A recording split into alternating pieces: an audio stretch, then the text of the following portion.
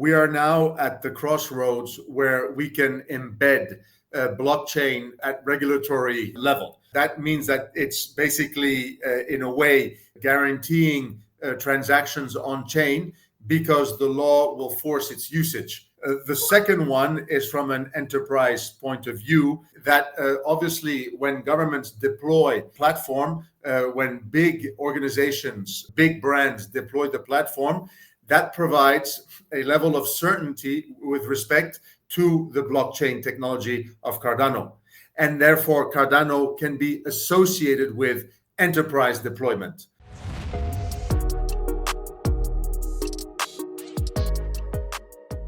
What's up, Ida Gang? Welcome into Dapp Central, your home for everything blockchain and crypto. I'm your host here, Fareed, and it is officially time for Catalyst Round number 14.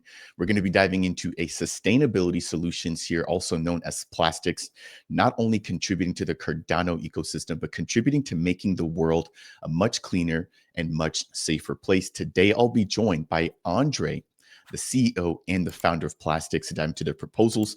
Without any further ado, let me bring up today's guest, Andre. Welcome in. How are you? Hello, Fareed. Hello, Cardano community. Thank you very much for inviting me to participate in your podcast. It is a pleasure. Thank you for taking the time to join me here. And big shout out to Yoram for the introduction.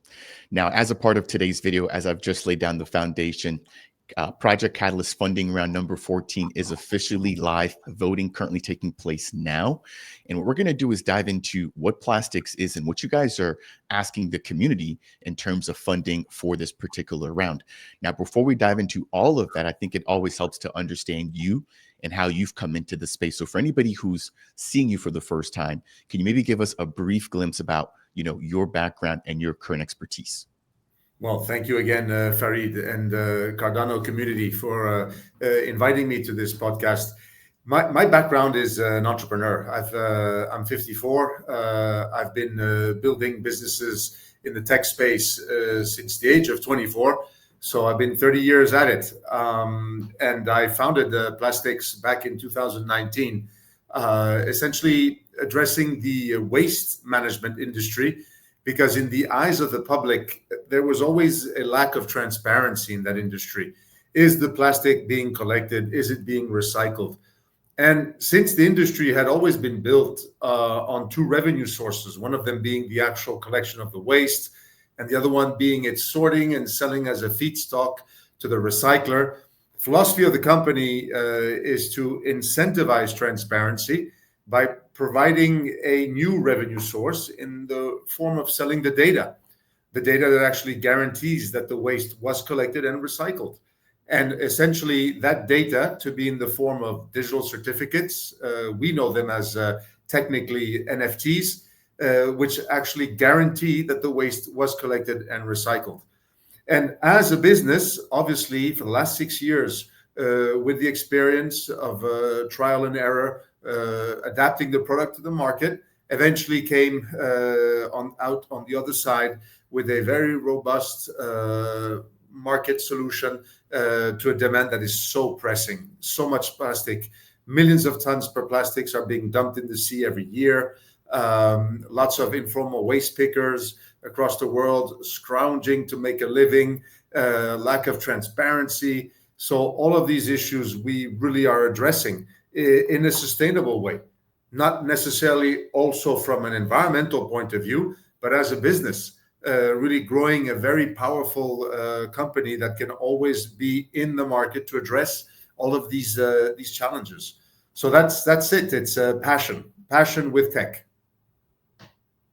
Thank you for the wonderful introduction there. And I feel like you've already sort of making your way into the second question was, could you maybe break down how this actually works from beginning to end, right?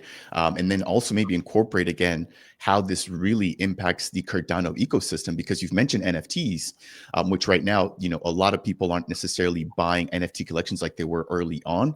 But from what I understand with what you guys are doing, this is bringing constant transaction activity on chain again through the use of NFT. So would love to hear about how the actual process works from, the waste being picked up all the way to the benefits of the Cardano ecosystem. Thank you, Fareed. Well, NFT is, in the sense of technology, obviously a non-fungible token which has a unique ID. And from our methodology point of view, which we have created on the basis of ISO 9001 certification, we use these unique IDs to represent basically the documentation behind the collection and sale and transportation of the waste, from the waste pickers to the aggregators, from the aggregators to the recyclers, and from the recyclers to the manufacturers. So they're collecting, they're selling the waste after it's been sorted, they are shipping the waste, the recyclers delivering or receiving delivery, they're processing this waste into a new material, they're selling this new material to the manufacturer, and they're shipping the waste, which is now a new material, to the manufacturer. So ultimately, their invoices, proof of payments, and waybills, bills of lading, transportation documentation. This documentation is uploaded onto the platform, verified, and once it's verified, it is transformed into an NFT, which is basically a digital certificate that has the invoice number, the date of the invoice, the type of plastic that was collected and recycled, the quantity, and the destination. Those data points are public. And these public data points are very important because of regulatory changes that every single country now are adopting to make sure that producers of single-use packaging have to report that they are putting packaging into the market and that this packaging is being taken out of the market back into recycling. And this reporting function is basically the platform on Cardano that allows to guarantee that effectively X quantity, X type was collected and recycled. And why is this important? Because the regulation is basically going to force and encourage the usage of blockchain-based traceability, which is what Plastiks is, built on Cardano. So by law, all these transactions of buying, shipping, transforming, recycling, selling, shipping are going to be on the Cardano blockchain. And by law, any manufacturer who needs to sell their product in a market will have to use this to report. Now, clearly, we are addressing the new regulations in many different countries. We're so grateful and happy to start work with Armenia. UNDP Armenia is to deploy Plastiks on Cardano precisely so that at a country level, you can have traceability with respect to everything that's being collected and recycled. And this in other countries as well. So the point where we are now is ultimately Cardano has the opportunity to be the enterprise infrastructure for government and private sector compliance through environmental law. And this is thanks to the fact that we have a methodology and that we have obviously the platform on Cardano blockchain to provide this infrastructure for the law to be met. And of course, for the law to allow each country to build their recycling activity. Nicely stated. And I just want to remind and maybe introduce for anyone who hasn't checked out the website. I've been showing it on screen here, but it's available at plastiks.io. Links will be left to it down below. Their app is also accessible from there. Andre, before we dive into the two proposals, I want to give you an opportunity to just briefly brag on yourself, right? And what the actual Plastiks team has been able to do. And so that's with regards to some of your partners. Looking here on the website, FC Barcelona, a household name many people know and have heard of them.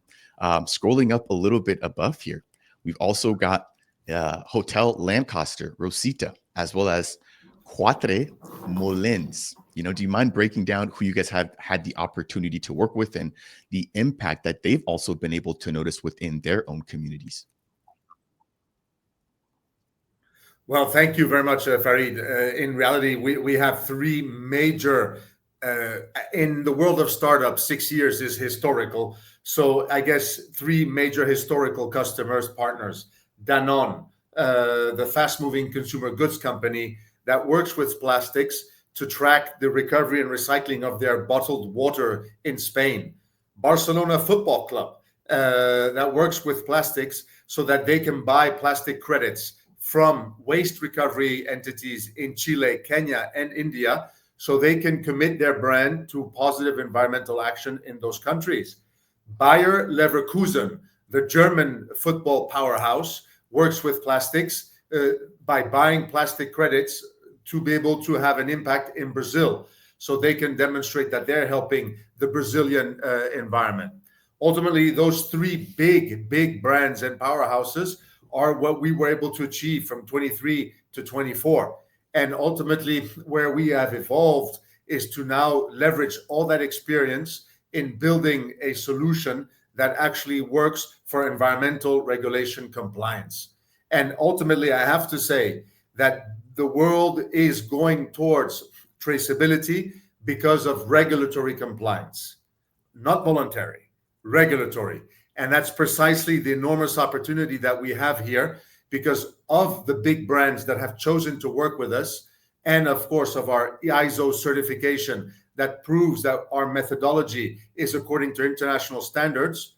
The opportunity for us to be established as a reference in tracing the recovery and recycling of plastics is huge. And having that traceability on the blockchain, so there is a high degree of accountability. You don't want to be caught with a lie. And everybody knows that you could put any type of information on chain. We are the guarantee that recycling information that goes on chain has been verified. So you combine blockchain infrastructure with ISO certified methodology, and we believe that we are addressing, thanks in a part to our partners and our future and our current future partners, the need for transparency in waste management. Thank you there, Andre. Let's dive into the meat of it. So for funding round number 14, if I'm not mistaken, there's a couple of grant proposals out there. The first one dealing with something that you alluded to earlier, which is the UNDP of Armenia. Can you break down, what their role is and what you guys are essentially putting out there for the community to vote on? Thank you, Farid. Well, it's important that we all know how environmental law works. Essentially, when environmental laws are passed, there's a specific type of law which is called extended producer responsibility regulation. And this regulation eventually forces any producer of single-use packaging to pay into a system that is funding the recovery of the plastic that they are selling in a market. And this system is called Producer Responsibility Organization. So when you pass these laws, these extended producer responsibilities laws, you are also imposing the creation of what you call producer responsibility organizations, whereby any producer of single-use packaging has to pay into. Where does the money go? How is it used? What is the actual impact of that money? That's where Plastiks comes in. UNDP, United Nations Department in Armenia, has the mandate to build the infrastructure. So when that law will be passed 1 year from today, in October of 2026, all the producers of single-use packaging in that country will have a mechanism by which they can report the production of plastic and the sale of that plastic in the country. The other part is collection. How are you collecting the plastics? Were there 20,000 or more informal waste pickers in Armenia that earn a living by collecting plastics and surviving? The idea is to bring transparency into what they're doing, and by providing a traceability path where everybody can know how much waste they've collected, how much waste they've delivered to the collector, the aggregator, how much did they get paid for, were they paid justly, and then, of course, to itemize the amount and the type of waste so that the tracking can take place all the way back to the recycling facility. Those two big challenges are what UNDP Armenia decided to work with Plastiks. And of course, the blockchain component is that it should be all on chain. So the level of accountability is 100%, whereby anybody who uploads the data knows that that data forever is assigned and attributable to them. And that is what we are doing in UNDP Armenia project and requesting the funding for, so we can deploy the solution. And when the law passes, the entire country and all of the waste actors will be using the solution, therefore ensuring a very, very high volume of transactions on Cardano because it is compulsory. And I think that's a piece that I would want to reiterate here, is that this is not something that some of these entities are doing by choice. As you said, it's regulatory based, like they have to do this. So it's inevitable, right? Whether they're going to be doing it with Plastiks or whoever, the work is coming in. So I think this is an opportunity for us to seize the moment, and to be able to onboard, and to really begin to generate transactions that aren't necessarily reliant on crypto community or, people that are already sort of crypto savvy. Like this is, again, something that's taking place completely off chain and is still giving the Cardano ecosystem a big benefit. Go ahead. No, absolutely, Farid. It's very important to understand that the 280,000 ADA that we are asking for in the grant to the community is to deploy the platform on Cardano to be used by enterprise in the country. And that is to embed Cardano into the waste management reporting into the law. That's the opportunity. That's the actual outcome that we're working on. Already agreed by the UNDP Armenia to work on. So that's why we're asking for this 280K. We need just to add the adaptation and customization to the Armenian working conditions and country so that by law, all these transactions will have to take place.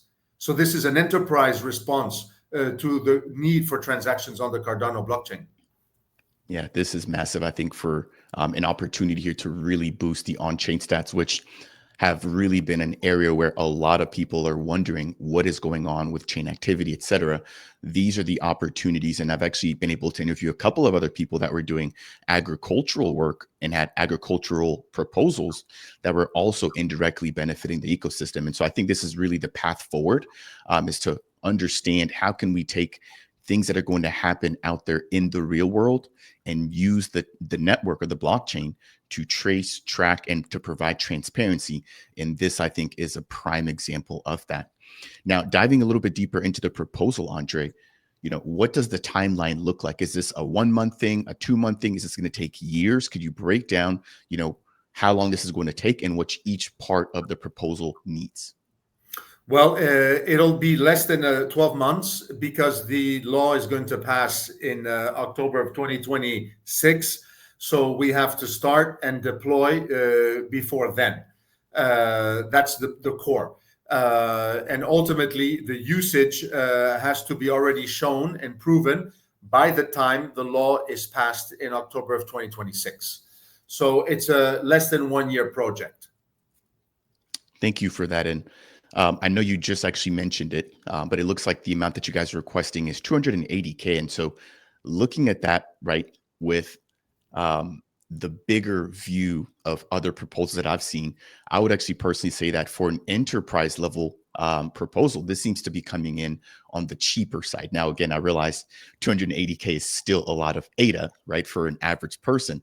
But when you're talking about conducting business with, a multi-million-dollar entity, right, I think that is very fair ask.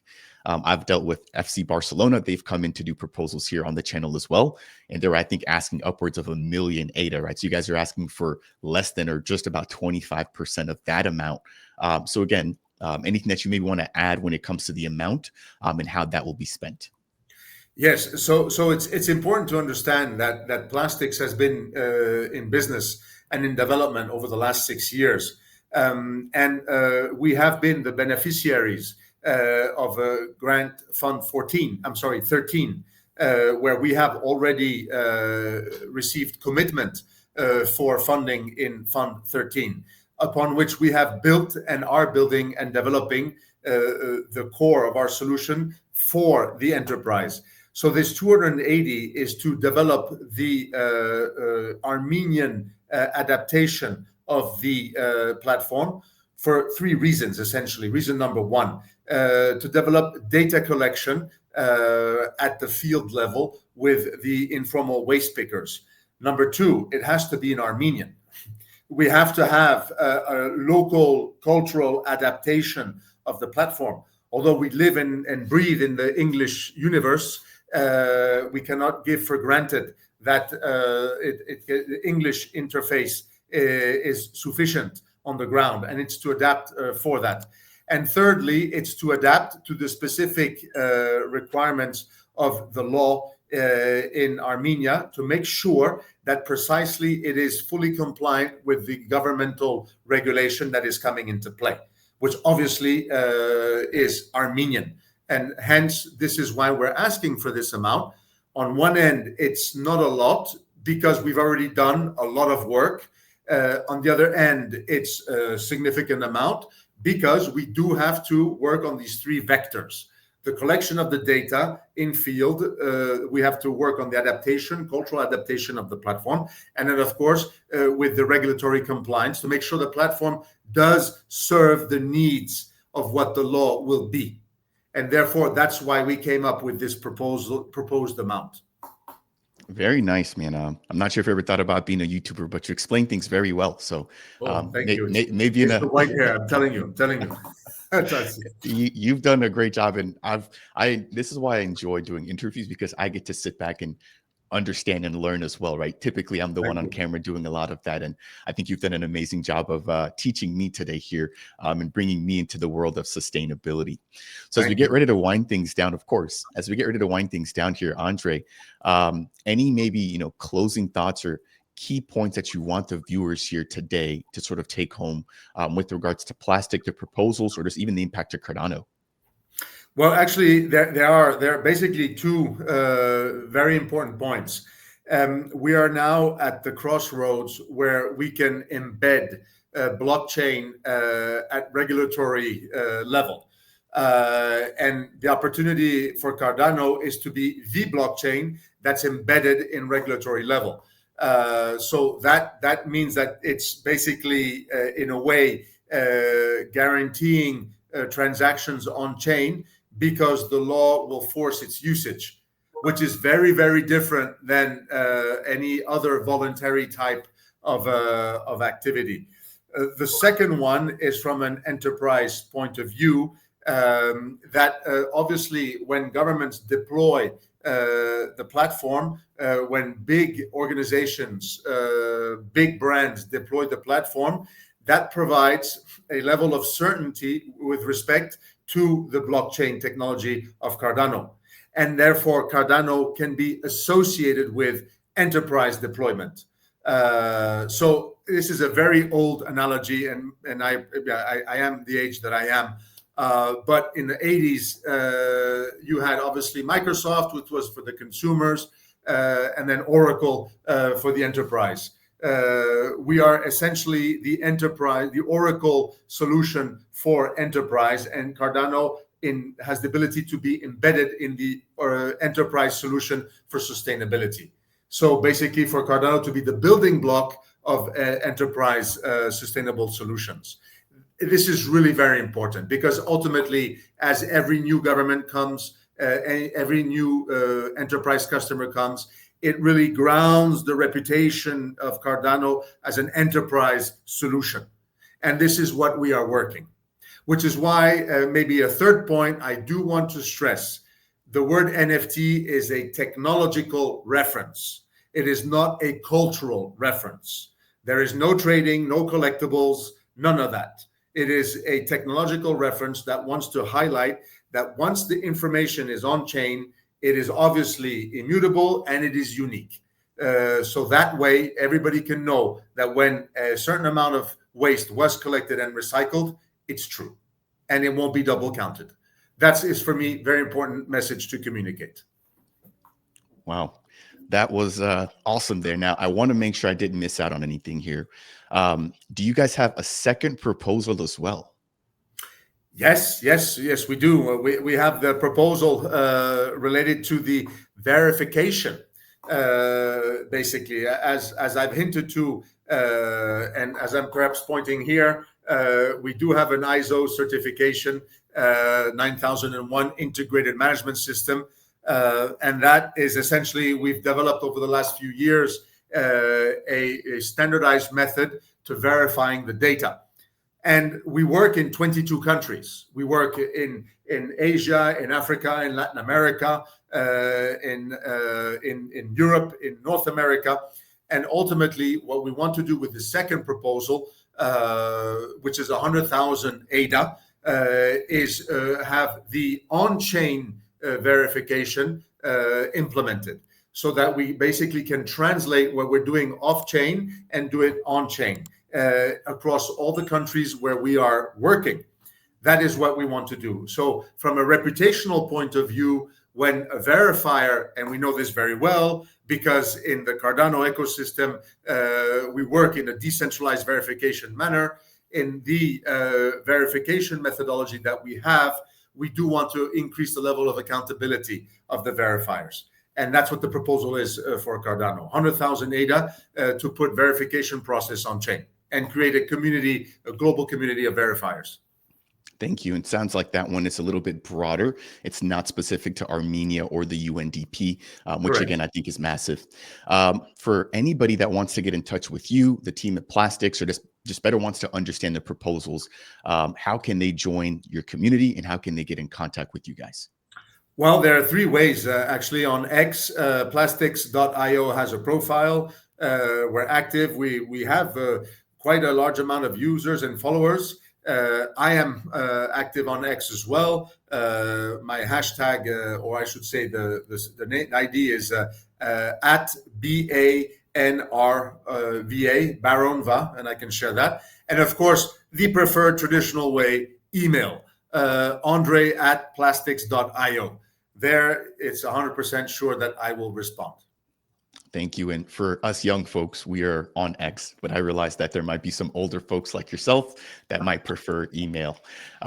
Thank you so much here for your time, Andre. And what I really love about this is you guys are taking the path of sustainability to really bring Cardano to enterprises. And again, I think it's a massive win here, not just for you guys, also for humanity. Like, we're making the world a cleaner in a fairer place. And there's really nothing that beats that. Again, people think back to sort of the original vision for Cardano, being fair, allowing for people to bank themselves. Like, this is what this is all about. And it's moving the entire world into a positive direction. So something like this is a no-brainer, or I should say is hands down going to be getting my support. And again, I want to thank you for taking the time to join me here to raise the alarm here about what you guys are doing and what you guys have already built. For you, the ladies and gentlemen watching at home, hopefully you guys have found this special interview here with Andre to be informative.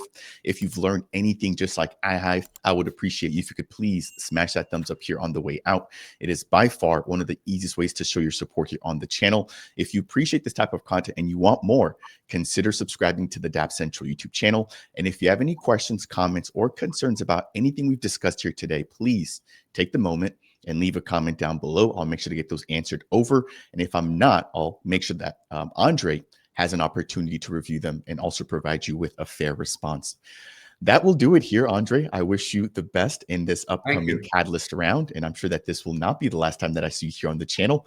And I look forward to doing it again, my friend. Take care for now. Bye-bye. Thank you very much, Farid. Much grateful. And thank you, Cardano community. I wish you all a wonderful day, night, and afternoon.